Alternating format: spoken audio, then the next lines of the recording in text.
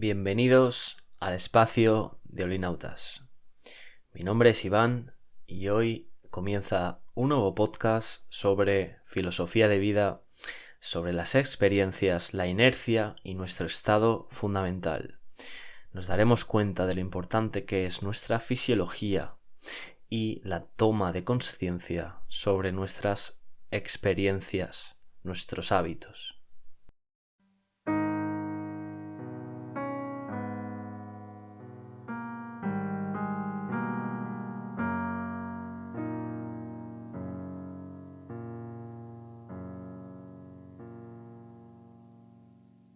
En las últimas décadas, la forma de vivir de la especie humana ha sufrido un cambio abrupto.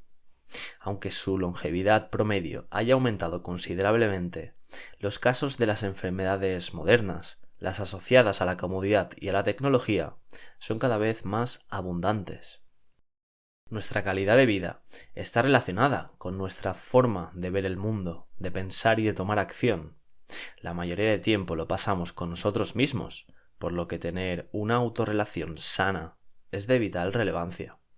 Sin embargo, en ningún momento desde pequeños nos enseñan a desarrollar una buena calidad de pensamiento, ni a cómo aprovechar las sinergias que nuestra querida biología nos otorga para optimizar nuestra salud.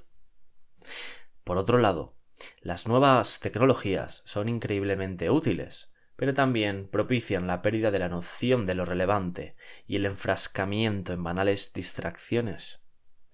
Múltiples agentes externos buscan captar nuestro recurso no renovable más valioso, nuestro tiempo o atención. Como si de puros objetos de consumo nos tratásemos, el marketing digital entiende muy bien cómo funciona el cerebro humano y utiliza técnicas de persuasión optimizadas para las masas. Pero, ¿por qué existen tantas disonancias si aparentemente tenemos la capacidad de decisión en cada momento? Tratemos de responder desde un punto de vista evolutivo. Dos tipos de evolución se dan naturalmente en el ser humano, la biológica y la cultural.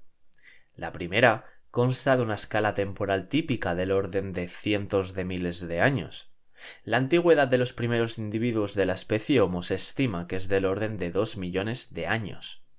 Por otro lado, la cultura se desarrolla a un ritmo frenético, del orden de décadas. Nuestras acciones, en muchas ocasiones fruto de la cultura, están en disonancia con lo que nuestros genes, descendientes de nuestra biología, esperan. Hoy en día existe un conflicto real, precisamente causado por la diferencia entre la escala temporal de evolución de nuestros genes y la de nuestra sociedad.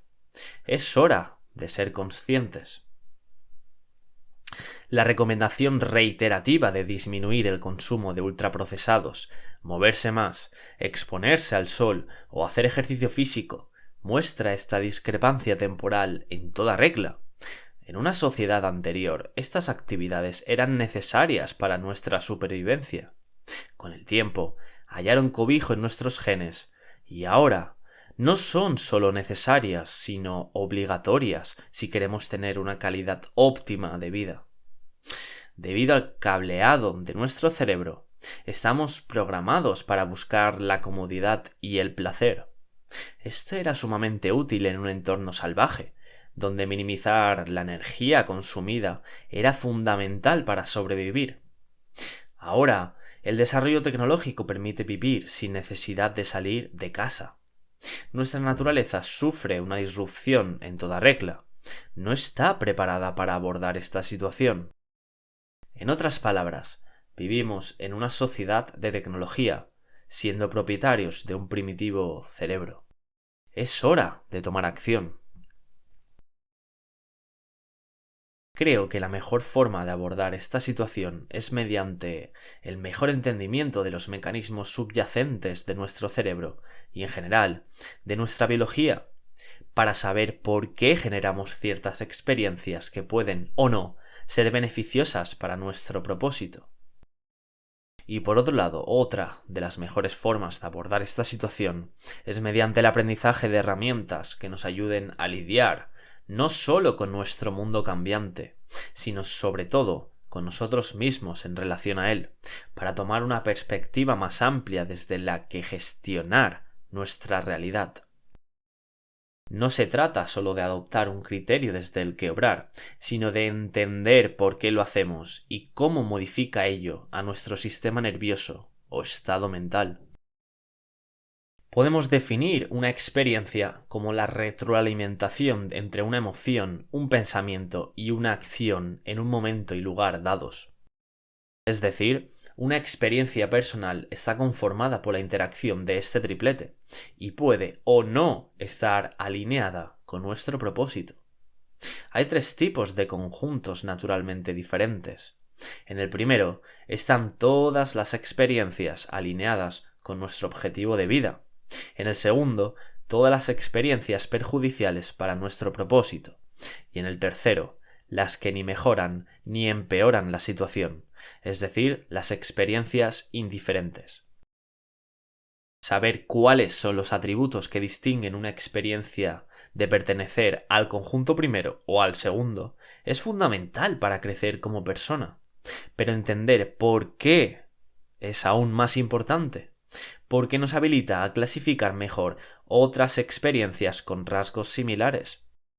Y dado que el tamaño de cada conjunto puede ser arbitrariamente grande, considero que adentrarse en las raíces de por qué algo funciona nos permite extrapolar ese conocimiento a qué más puede funcionar.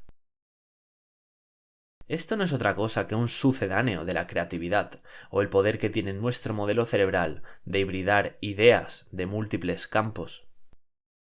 Cada ser humano es definido por sus acciones en relación con el mundo exterior y por sus emociones y pensamientos conforme a su cosmos interior.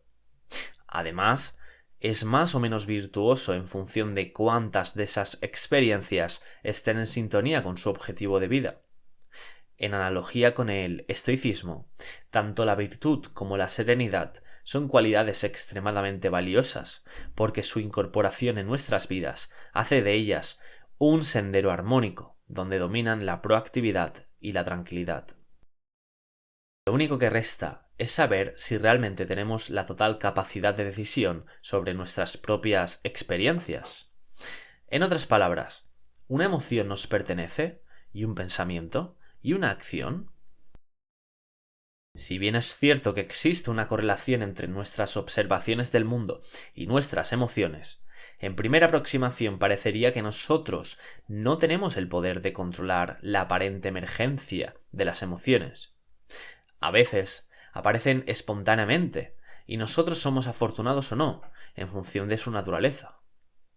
Pero si tomamos una perspectiva más amplia, incluyendo también a nuestra querida fisiología, es decir, al conjunto de todos los mecanismos que se dan en nuestro interior para el progreso de nuestra vida, entonces podemos atar algunos cabos.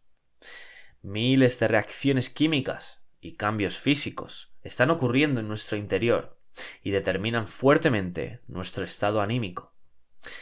El sentido tradicional de causalidad es de fisiología hacia emoción. ¿Pero qué causa tener una fisiología más o menos saludable? ¿Podemos influir nosotros sobre ella? Porque si es así, entonces podemos repercutir directamente en nuestro estado de ánimo y, consecuentemente, ser más propensos a tomar decisiones de mayor calidad. Pues bien, está demostrado que podemos influir directamente sobre nuestra fisiología a través de nuestros hábitos. Según lo visto, el flujo de causalidad es el siguiente. Nuestros hábitos determinan parte de nuestra fisiología y nuestra fisiología determina nuestras emociones, lo que a su vez influyen en la forma que tenemos de ver el mundo. Mediante acciones alineadas con nuestra biología, con alta probabilidad nuestra fisiología mejorará, lo que desencadenará un estado anímico favorable. Esta retroalimentación es oro. Nos está diciendo que, con tiempo y voluntad, podemos cambiar la naturaleza última promedio de nuestras emociones. Hemos visto que una rutina sana puede moldear nuestras emociones. En cuanto a nuestros pensamientos, aunque tengamos su total control a la hora de razonar, hay veces que emergen de nuestra mente cuando nosotros no lo hemos elegido. Es decir, por un lado, está claro que si estoy hablando de esto y tú escuchando, entonces podemos pensar que pensamos de forma voluntaria y coherente, aunque ello implique invocar al metapensamiento. Pero por otro lado, a veces los pensamientos se apoderan de nuestra mente o emergen de forma destructiva. ¿Es esto normal? Es totalmente normal, si eres humano, claro. En muchas ocasiones tal vez no tengamos poder sobre lo que nos dicen nuestros propios pensamientos, pero sí tenemos la capacidad de acudir a una entidad superior, nuestra conciencia, para tomar las riendas del juicio que tenemos sobre ellos, sobre nuestros pensamientos. De forma consciente podemos abstraernos a nosotros mismos y formar un modelo mental de nuestro modelo mental del mundo, para así evaluarnos y rectificar nuestro comportamiento si es necesario. En otras palabras, el juicio sobre nuestros pensamientos sería ese progenitor que tiene el poder de enseñarnos qué pensamientos debemos abrazar y cuáles debemos rechazar en función de si están alineados con nuestra noción de lo correcto. Gracias a este metaser, realmente tenemos total control sobre el juicio de nuestros pensamientos y por lo tanto podemos tomarlos o no en serio según conveniencia. Nuestras emociones y pensamientos son relevantes, pero nuestras acciones definen quiénes somos en correspondencia con el mundo externo. Son la única forma que tenemos de interactuar con nuestra realidad. Ahora bien, habrá veces que no podamos ni siquiera cambiar nuestro entorno. Somos agentes cuyos procesos internos nos son desconocidos y cuyas acciones constantemente nos interrelacionan con el ambiente que nos rodea. Pero no somos Dios y podemos controlar solo una diminuta parte del total. Tenemos energía limitada, por lo que dedicarse a tareas incontrolables es, simplemente, banal. Deberíamos dedicar nuestra voluntad y esfuerzo a aquello que tengamos un poder de control real y aceptar el resto. Esta es la dicotomía del control, ocuparnos de lo controlable, abrazar lo otro. Por otro lado, las acciones pueden ser plenamente conscientes o no. Cuando no son totalmente conscientes, es o bien porque nuestros genes nos incitan a propiciar dicha acción, por ejemplo cuando nuestra vida peligra, o bien porque nuestra maquinaria cerebral se ha acostumbrado tanto a esa acción que la ha tomado como hábito. Este último caso es de suma relevancia. Nos sugiere que un hábito puede brotar de nuestras acciones y en definitiva de nuestras experiencias. Con una fotografía no podemos definirnos. Debemos tener en cuenta nuestra historia, es decir, nuestra inercia. Esa inercia, acumulada tras meses o años de experiencias, determina gran parte de quiénes somos y qué hacemos en nuestra rutina. La inercia es fortalecida un poco cada día por experiencias alineadas con ella, y es redireccionada en magnitud parecida por experiencias en disonancia con ella. Experiencias similares nutren a una inercia de naturaleza parecida, lo que a su vez facilita la generación de experiencias del mismo tipo. Este proceso retroalimentado esculpe nuestra autopista nerviosa mediante la neuroplasticidad. La propia forma de nuestro cerebro y la conectividad de nuestros nervios se moldea en función de nuestra interacción con el entorno. Con el tiempo y tras multitud de experiencias, nuestra maquinaria cerebral tiende a un estado estacionario, el estado por defecto del cerebro. Este patrón fundamental de actividad ha sido forjado por nuestra inercia y constituye nuestro modelo de la realidad, el marco desde el que percibimos la vida. El cerebro está cómodo en este régimen y siempre que pueda convergerá a dicho patrón elemental de actividad.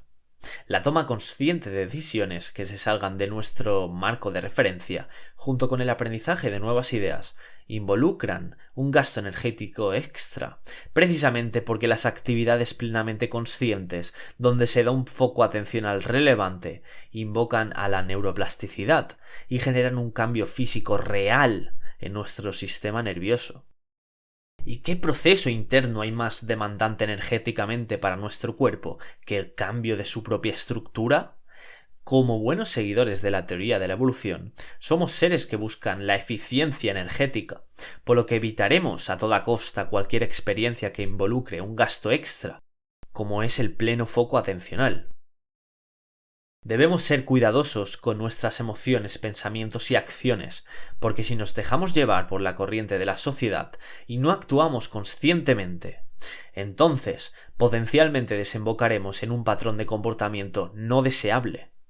Deberíamos canalizar nuestras experiencias para que moldeen nuestro interior, en la medida de lo posible, a conveniencia nuestra y no en relación a algo externo. Toda esta enmarañada red de interacciones entre nuestras experiencias, nuestro entorno y nuestro estado mental puede resumirse mediante lo que he llamado las hipótesis del movimiento de nuestras vidas, que son las siguientes. Un cambio en la inercia de una persona implica un cambio en su estado cerebral por defecto. Esta es la primera hipótesis. La segunda es, una persona en ausencia de experiencias plenamente conscientes seguirá con el mismo estado cerebral por defecto. Y la última, cuando una persona percibe una experiencia consciente, su estado cerebral por defecto se verá alterado por una cantidad proporcional al grado de disimilitud entre dicha experiencia y su inercia previa. La primera hipótesis hace referencia a la fuerte correlación existente entre el estado fundamental de nuestro cerebro y la inercia forjada por las experiencias. La segunda hipótesis expresa que dejarse llevar por la corriente y no experimentar eventos de forma plenamente consciente nos deja indiferentes. La tercera y última hipótesis, y la que considero más importante, expresa cómo es perturbada nuestra perspectiva subjetiva de la realidad, es decir, nuestro estado cerebral por defecto. Cuando sufrimos una experiencia consciente, el grado de cambio de nuestra perspectiva será mayor cuanto mayor sea la diferencia entre la naturaleza de dicha experiencia y nuestra dinámica previa, nuestra inercia. Estas hipótesis son suposiciones realizadas tras una larga reflexión, que recopilan la dinámica de nuestras vidas en 3 axiomas fundamentales.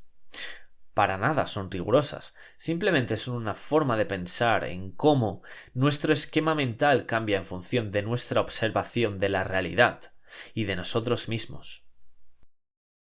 Para tratar de viajar hacia una vida virtuosa y serena, podemos aprovechar las sinergias entre las partes que componen al triplete emoción, pensamiento y acción. Una acción repetida, un hábito. Mediante una acción consciente y sostenida en el tiempo, podemos acumular la inercia necesaria para generar un hábito. Según mi perspectiva, este hábito debería estar alineado o bien con nuestra biología para optimizar nuestra salud ancestral o bien con nuestro propósito de vida. Una vez generado el hábito virtuoso, es decir, después de que nuestro sistema nervioso haya sido moldeado por nuestra querida neuroplasticidad, entonces se desarrollará un cambio en nuestra fisiología. Por un lado, si el hábito está sintonizado con nuestro objetivo último, entonces con alta probabilidad nos sentiremos con una mayor autoconfianza y autorrespeto dado nuestro logro. Por otro lado, si el hábito está en sintonía con nuestros genes, entonces existirá un cambio genuino en nuestra fisiología porque nos acercará cada vez más hacia la homeostasis y la correcta regulación de nuestras hormonas en el tiempo. La homeostasis es el estado de equilibrio entre todos los sistemas de nuestro cuerpo que se necesitan para sobrevivir y funcionar correctamente, por lo que no debemos infravalorarla. Y por último, un cambio en nuestra fisiología, uno en nuestro interior. De una forma u otra, el cambio fisiológico es legítimo. Esto, irremediablemente, nos conduce a un cambio en la naturaleza de nuestras emociones o de nuestro estado de ánimo y en la disminución de la aparición de pensamientos disruptivos. Ojo, nuestra perspectiva subjetiva de la vida es redireccionada. Ahora bien, he tratado el caso de la introducción de un hábito virtuoso, pero lo mismo aplica para uno perjudicial, por lo que debemos tomar las riendas de nuestras acciones y, en definitiva, de nuestras vidas.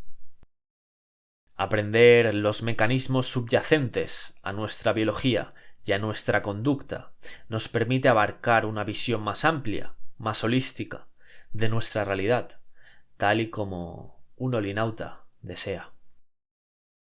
Espero que os haya aportado, como digo, una perspectiva un poquito más global de lo que significa ser humanos, existir en este universo tan rico en comportamientos y tan bello, tan merecedor de ser vivido si nosotros mismos le damos ese sentido. Un saludo y hasta la próxima.